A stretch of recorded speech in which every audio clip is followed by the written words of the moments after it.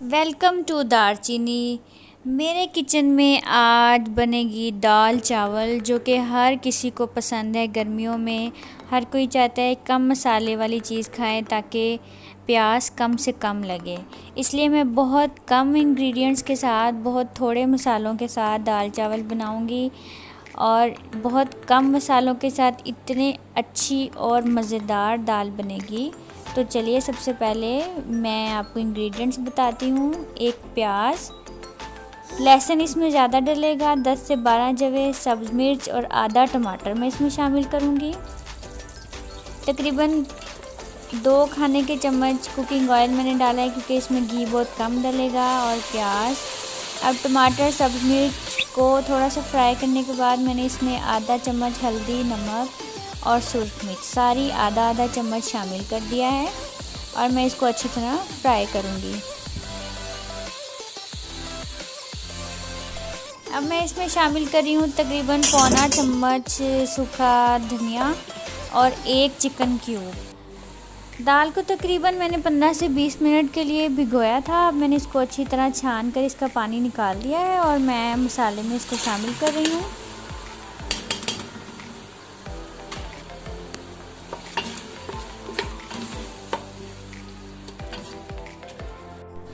क्योंकि दाल बहुत जल्दी मिक्स हो जाती है तो इसमें तकरीबन मैंने 1 लीटर पानी शामिल कर दिया है और अब मैं इसको 10 से 12 मिनट के लिए कुकर में रख दूँगी।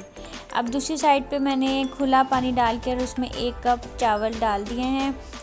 ये चावल बॉईल करने का तरीका उन लोगों के लिए है जो डाइट करते हैं, इससे चावल का पानी निकल जाएगा। और 10 मिनट के बाद मेरी दाल तैयार हो गई है मुकम्मल तौर पर। थोड़ा सा कुकर को खोलने के बाद मैं इसका पानी खुश्क करूँगी ताकि घी इसमें जो हमने डाला था वो ऊपर आ जाए। ये देखिए सिर्फ 8 से 10 मिनट में दाल बिल्कुल मिक्स हो गई है, अच्छी तरह मिक्स हो चुकी है।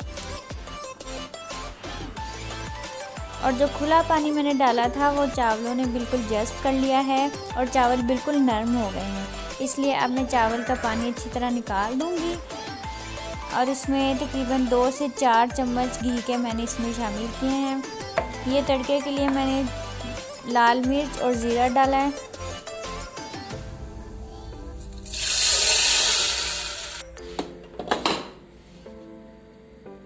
सिर्फ 10 मिनट में दाल और चावल दोनों मुकम्मल तौर पर तैयार हो गए हैं।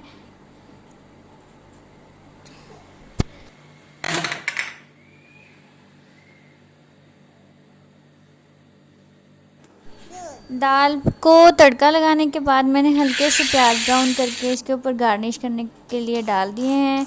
इससे इसका टेस्ट और अच्छा हो जाएगा, ये और मज़ेदार लगेगी। और चावल देखें खुले पानी में बॉईल किए हैं तो ये इतने नरम पके हैं कि बच्चों को भी आप दे सकते हैं, बड़े भी खा सकते हैं।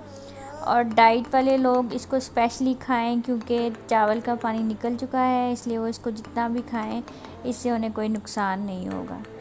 तो मज़ेदार दाल चावल तैयार हैं। ज़रूर ट्राई करें मेरी रेसिपी और अगर आपको पसंद आए तो मज़ीद कमेंट करें कि आपको मज़ीद कौन सी रेसिपीज़ चाहिए। और अगर आपने मेरे चैनल को अभी तक सब्सक्राइब नहीं किया तो इसको सब्सक्राइब कर दें ताकि आपको अच्छी अच्छी रेसिपीज़ मिलती रहें और नोटिफिकेशन के लिए बेल आइकन को प्रेस कर दें। Thank you.